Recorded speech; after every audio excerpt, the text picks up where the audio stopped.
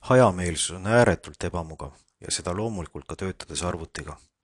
Kui olen Wordis caps locki sisse unustanud, siis on väga nutune sisestatud tekst kustutada ja sama uuesti kirjutada. Märksa mõnusam on kasutada tähekuju muutmise võimalust change case. Esmalt on vaja tekst märgistada, Wordis selleks lõigu eest topeltklõps ja change case sentence case. Probleem lahendatud.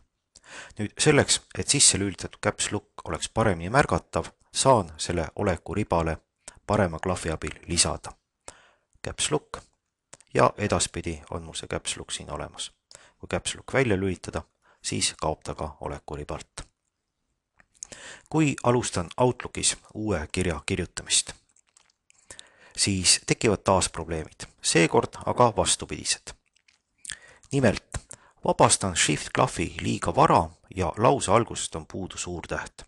Õnneks parandab selle vea Outlook ise, kui tühiku sisestan. Samatmoodi ka Word ja PowerPoint. Kuidas aga saab järgmisele sõnale kiiresti puuduva suure esitähe?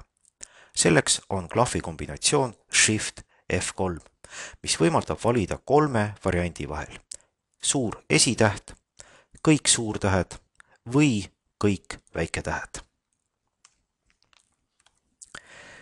See on change case valiku kiirversioon, mis töötab nii Outlookis, Wordis kui ka PowerPointis.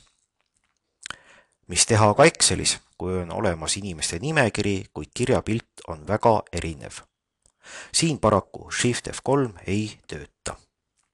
Appi tuleb tekstifunktsioon, mille nimi on Proper.